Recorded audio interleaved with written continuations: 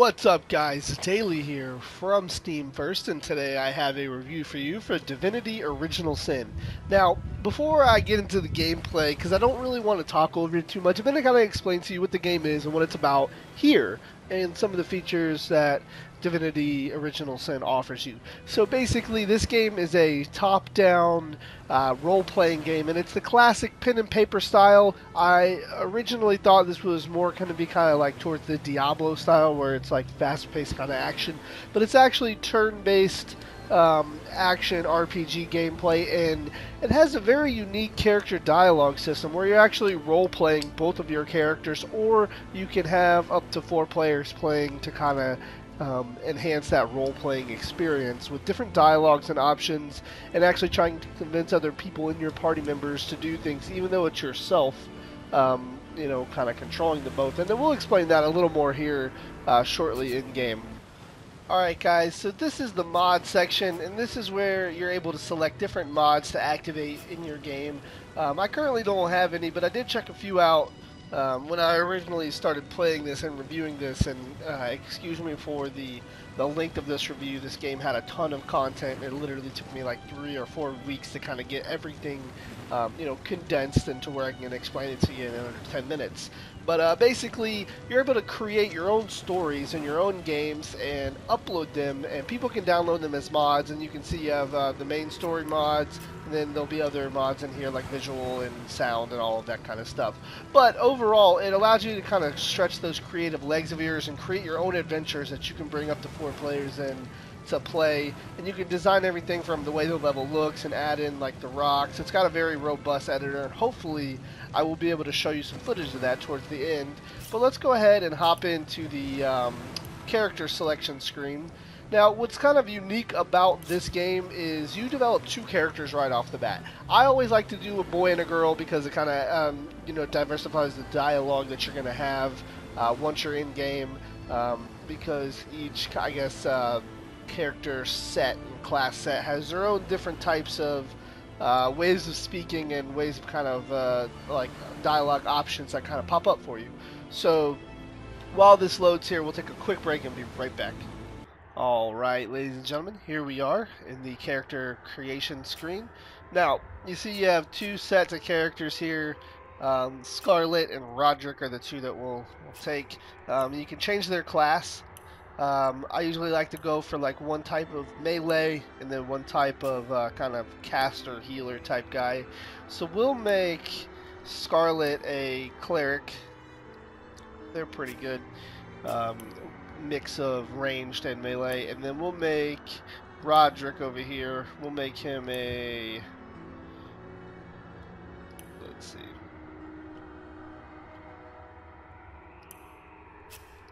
we'll make him a witch.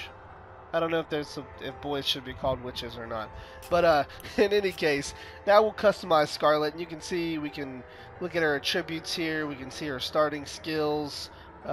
You have her AI personality when you're not controlling her. You have the ability to toggle on and off her gear so you can see what her underclothes looks like. Careful! I may have a look out. Careful! Now, I've spotted a trap. Here's something that was kind of a little underwhelming, was the amount of voices. You see, there's not that many. Careful! What can I? What? Careful! Hold. There's not Our even. enemies have laid a trap.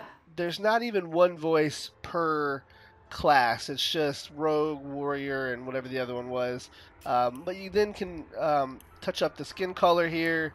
You got a couple different unique skin colors, all the way from really pale to really dark, and then a couple in between. You have the head shapes, 15 different head shapes, 15 different hairstyles. And then, as we were talking about the underwear selection there, I'm not really sure, you know, if it serves an in-game purpose or not, but it's there for all of you deep RPG guys. In any case, then you can rotate your character and kind of get a feel for her before you accept. So once you have that guy customized, then you can do the other one. Same thing, just a couple different skin tones that stay the same, 15 different hair colors or head options, 15 different hair styles, and underwear for your guy. Now, what I noticed is there was no customizable like body. Like I can't change like his muscle tone or his shape or anything like that.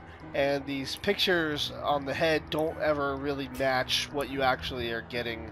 You see the face that we chose as this one here, but it looks nothing like that. So I mean, it's got some things that really could have been worked on and done a little better. But you know, overall, the game is still going to be fun, and once we get in game, we're going to be able to show you all that. So here you can see the weapon skills, and you can reassign the points that you want, and as well as you can do the same thing for the talents. So that you guys that are really into this pen and paper style RPG are really going to have a good time customizing all this stuff. So let's go ahead and hop in the game and show you some of the visual aspects of Divinity Original Sin, which I gotta say look very, very nice.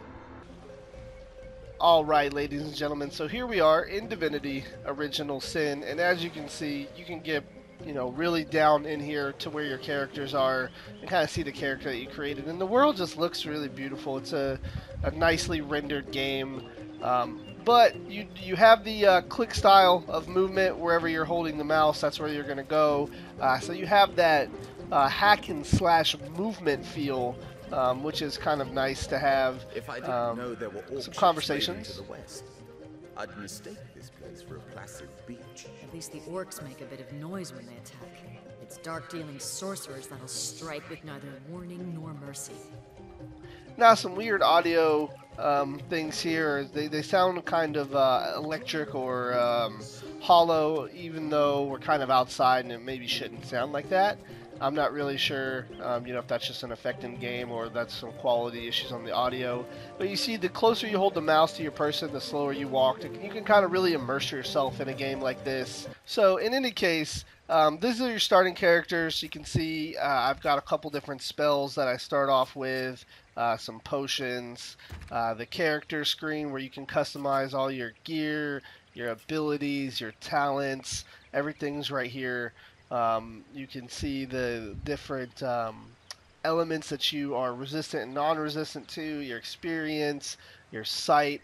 Everything in a pen and paper RPG is here. I can't express that enough, which is really cool if you like playing like Dungeons and Dragons. Now, you can switch characters easily by dragging the character icon to the top, and now I'm controlling the other character. And you can see she has her own set of skills and abilities as well. So we'll go up here and get into some combat and show you that real quick. Curses upon them, source hunters! Secure the stone! I'll deal with these rats. Goddess be with you, Master!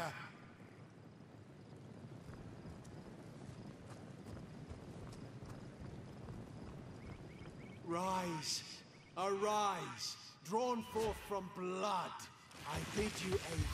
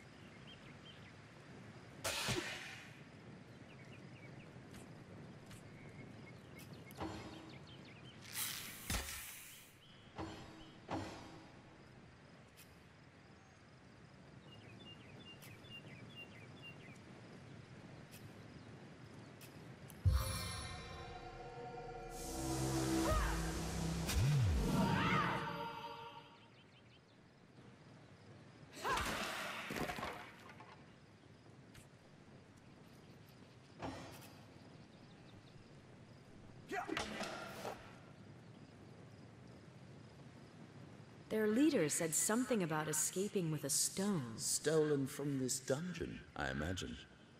Can we get inside? Alright, ladies and gentlemen, so there is some of the combat, just the basics of basically how everything works, and you can see nice little particle effects and stuff where you got bone on the ground. My little spider died. But now I want to show you some of the dialogue, which is, like I said in the beginning, very unique. It's definitely different. So we'll go over here and talk to these guys near this bridge, and we'll see what happens, because it's a little different every time you play. Greetings!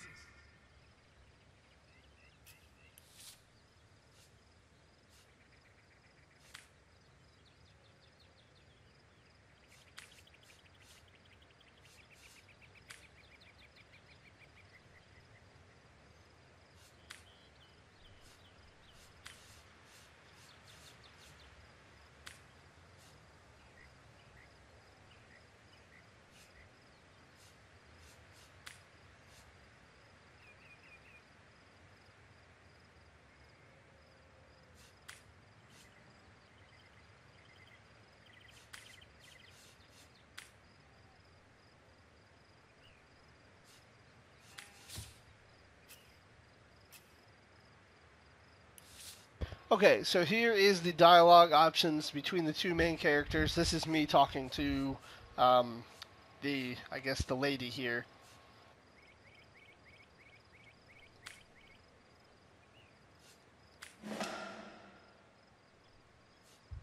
Bye.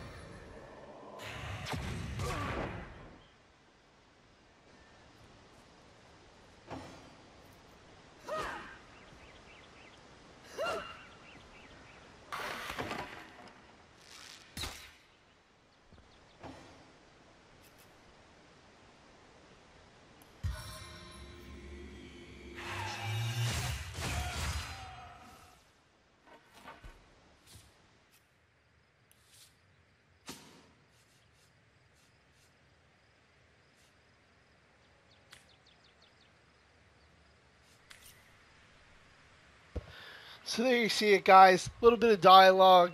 The things that you choose in the dialogue affect the game. You saw there, I chose an option that kind of the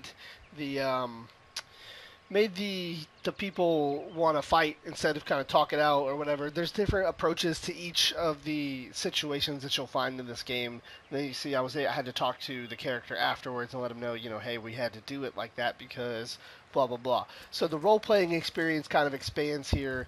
So I hope you can kind of get a good idea of what Divinity Original Sin has to offer, and this only expands throughout the game. You have tons of different things to loot, inventory, crafting. You have all of the different skills and things that we talked about here in the character window. And all in all, Original Sin is not a game that you need to have played the other Divinities in order to understand. This is kind of its own separate thing. It explains everything that's dedicated to this story at the beginning. So Divinity and Divinity 2 really aren't important. Divinity Original Sin is a great pen and paper RPG, but please don't get this confused with a game like Diablo or something like that. It does have that art style, and it does feel like it maybe should be a hack and slasher with the way that you can loot containers and bodies and things like that, but it's not. So all in all, guys, I hope you enjoyed this video. Stay tuned for another video that we're going to do to kind of show you guys the editor in which you can create your own Divinity Original Sin campaigns and missions. So thank you guys so much from Daily and Steam First. We'll see you guys next time.